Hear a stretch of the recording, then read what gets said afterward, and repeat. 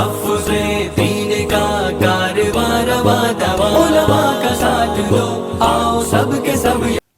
دعا پڑھتے ہیں ہم کیسے کہ افطار کا وقت ہے، ہاتھ میں ایک کتاب لے لیا، ہاتھ میں ایک کاغذ لے لیا اور دعا پڑھ رہا ہے۔ اسے خود سمجھ میں نہیں آ رہا یہ عربی کے لفظ میں کیا مطلب ہے، کیا مفہوم ہے، کیا ترجمہ ہے، یہ نہیں سمجھ میں آ رہا، لیکن پڑھ رہا ہے ربنا ربنا ربنا ربنا ربنا۔ ماشاء اللہ بہت اچھی بات ہے، چلو نہیں آنے سے تو بہتر ہے کہ آنا، اور اللہ تعالیٰ قلوب کے مالک ہیں، وہ چاہے تو یعنی اس کی اس کیفیت کو بھی قبول کر لے سکتے ہیں، یہ علیحدہ بات ہے، لیکن دعا کے اصول ہیں، آداب ہے، شرائط ہے، دعا کیسے کرنا چاہیے۔ دعا جو ہے ایک بندہ مومن عاجزانہ طریقے سے اپنی ایک درخواست رکھتا ہے اللہ کے سامنے، فریاد رکھتا ہے اللہ کے سامنے، اور اس میں عاجزی اور انکساری کیسی ہو سکتی ہے اسے بھی سیکھنا چاہیے۔ ساری دنیا کا مالک، کائنات کا مالک، جس نے ساری دنیا کو پیدا کیا ہے، اس کے سامنے ہاتھ اٹھائے ہوئے ہیں۔ اب دعا جو ہے آپ پڑھیں گے نہیں بلکہ کریں گے، دل سے جو بات نکلتی ہے اثر رکھتی ہے، پر نہیں طاقت پرواز مگر رکھتی ہے۔ یہ ادھر نکلی اور ادھر قبول ہو گئی۔ وہ قبولیت کے مقامات بھی بتائے ہیں، احادیث کے اندر آتا ہے کہ بہت سارے ایسے وقت ہیں جو دعا کی قبولیت کے ہوتے ہیں، اسے تلاش کرنا چاہیے۔ اس وقت میں اخلاص سے، للہیت سے، اللہ کی رضا کے لیے ایک حوصلے کے ساتھ، ایک جذبے کے ساتھ، ایک کیفیت کے ساتھ دعا کرنا چاہیے۔ تو میرے عزیز دوستوں اور بزرگوں، حال عجیب ہے ہمارا۔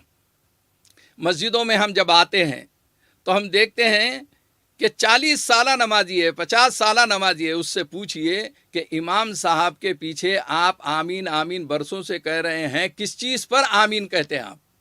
تو بولیں گا مجھے معلوم نہیں ہے، امام صاحب کو ہی معلوم ہے۔ یعنی کبھی اس نمازی نے اپنے امام سے یہ پوچھنے کی زحمت گوارا نہیں کی کہ مولانا امام صاحب، حافظ صاحب، آپ جو ہے ربنا ربنا ربنا کہتے ہیں، اس کا مطلب کیا ہے؟ ہم وہ بھی نہیں پوچھتے۔ اے ہمارے رب، اے ہمارے پالنے والے، اے ہمارے نفع اور نقصان کے دینے والے، اے ہمارے رب، ربنا آتنا فی الدنیا حسنۃ وفی الآخرۃ حسنۃ وقنا عذاب النار۔ یہ سب سن رہے ہیں لیکن کبھی زحمت نہیں کی، کبھی آپ نے پوچھا نہیں اے ہمارے رب ہمیں دنیا اور آخرت کی بھلائی عطا فرما۔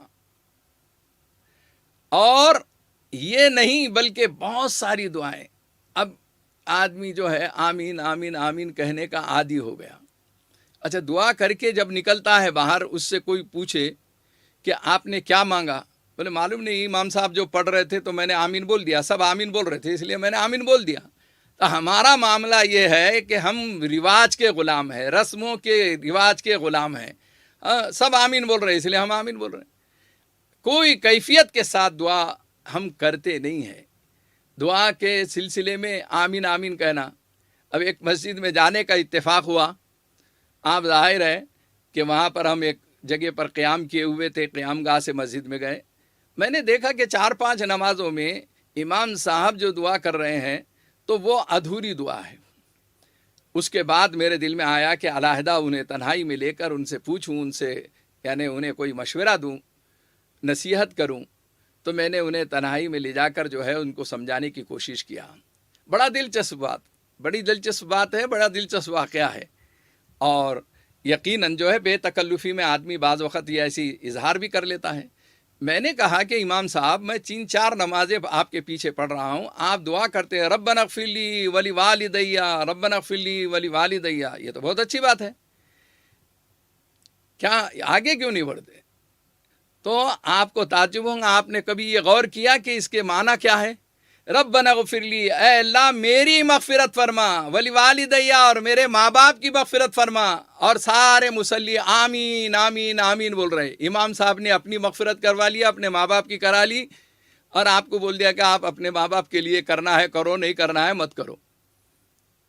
میں نے ان سے بے تکلفی میں جب یہ سوال کیا تو پہلے ہنستے ہوئے مسکراتے ہوئے انہوں نے بڑا دلچسپ جواب دیا، کہنے لگے کہ مولانا یہ لوگ جتنی تنخواہ دیتے ہیں میں اتنی دعا کرتا ہوں، اگر وہ زیادہ تنخواہ دیں گے تو اس کے بعد کا بھی جملہ کہہ دوں گا، اور ظاہر ہے کہ اس سے بھی سمجھ میں آتا ہے کہ ہم اپنے اماموں کی کیا قدر کرتے ہیں.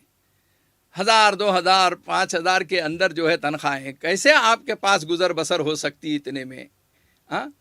وہ صدر صاحب، متولی صاحب، سیکرٹری صاحب کو سوچنا چاہیے کہ ان کا بچہ جو ہے اتنے خرچ میں کبھی اپنا گھر چلا کر بتاتا ہے؟ کوئی آپ کے سامنے ایسا ہے جو اتنی کم تنخواہوں میں، کم روپیوں کے اندر اپنا ماہانہ اخراجات پورے؟ ارے اس کو میڈیکل لائن کی پریشانی ہے، اور اس کے لیے جو ہے دوسرے اور پریشانیاں ہیں، کھانے پینے کے لیے لگتا ہے کہ گھر کا کرایہ دینا پڑتا ہے، یہ سارے مسائل ہیں. خیر، تو میں نے ان سے، امام صاحب سے کہا کہ آپ ربنا اغفر لی ولوالدی، بس اتنی ہی دعا کیوں کر رہے ہیں، آگے کیوں نہیں کرتے؟ تو انہوں نے دلچسپ جواب بھی دیا جو اس امت کے منہ پر ایک قسم کا تماچا بھی ہے کہ ہمیں تم جتنی تنخواہ دیتے ہو اتنا ہی ہم جو ہے دعا کر رہے ہیں. لیکن ایسا نہیں ہے. وہ چاہے آپ کم تنخواہ دو، 600 تنخواہ دینے والا بھی جو ہے آپ کے لیے خیر خواہ ہے، اور اس امت کا جو ہے طرف سے قاصد بنا ہوا ہے. وہ نمازیں پڑھاتا ہے، اہتمام کرتا ہے. اماموں کو دیکھیے، بارش ہو، سردی ہو، بہت زیادہ گرمی ہو، کچھ بھی ہو، لیکن وہ بیچارے فجر کی نماز کو کس طریقے سے اٹھ کر آ رہے ہیں. وہ بیچارے جو ہے ظہر میں کہیں پر تھے اور نماز کی فکر سے فوراً چلے گئے. کھانا تک کے انہوں نے کھانا گوارا نہیں کیا. نہیں نماز کا ٹائم ہو رہا ہے، سارے مصلی انتظار کریں گے. کیسی کیسی طوفانی ہوائیں چل رہی ہے، اس کے باوجود امام صاحب جو ہے چھتری اڑ گئی ہے، اس کے باوجود بھیگتے ہوئے مسجد تک کے پہنچ رہے ہیں. یہ لاک ڈاؤن کے اندر لوگوں نے دیکھا کہ کیسی کیسی پریشانیوں سے پولیس کے ڈنڈے پڑ رہے ہیں، ظلم ہو رہا ہے، ساری چیزیں ہیں، لیکن مؤذن جو ہے اذان کے موقع پر وہاں پر جا کر اذان دے رہا ہے. تو ایک مؤذن اور ایک امام کی خدمات بہت بڑی خدمات ہے، جو آخرت کے پس منظر میں آپ دیکھیں گے، آخرت کی شکل میں دیکھیں گے تو یہ لوگوں کو اللہ جل شانہ بہت بڑا مقام دینے والے ہیں. آپ دنیا میں کم سے کم اتنا تو کیجئے کہ ان کے حق میں دعا کر لیجئے. تو میرے عزیز دوستوں اور بزرگوں، دعاؤں کا اہتمام کرنے والا بنے ہم.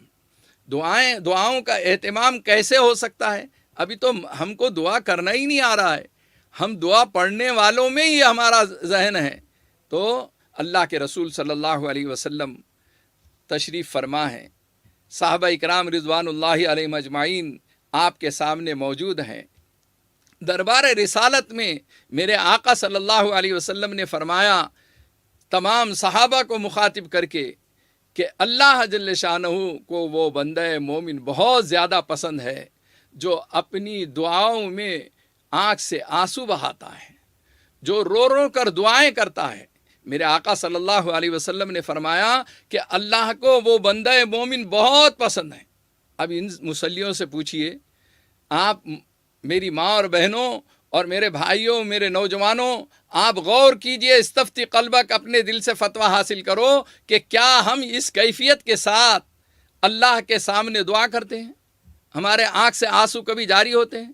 ارے کبھی کبھار گھر میں کوئی بچہ بیمار ہو گیا، یا ایکسیڈنٹ کسی کا ہو گیا، یا کوئی بہت بڑی تکلیف ہو گئی، کوئی بہت بڑا مسئلہ کھڑا ہو گیا، پولیس نے آ کر کسی کو پکڑ کر لے کر چلا گیا، کوئی جیل کا معاملہ ہے، کوئی عدالتوں کی کارروائی ہے، ویسے ٹائم پر ہم اللہ کے سامنے روتے ہیں، اس کے علاوہ روتے نہیں ہیں. یا یہ کہ زلزلہ آ گیا، فساد ہو گیا، اب رو رہی ہے یہ امت. ہے ہند میں انوکھا مرکز تحفظ دی، یہ دی کا ترجمہ ہے مرکز تحفظ دی.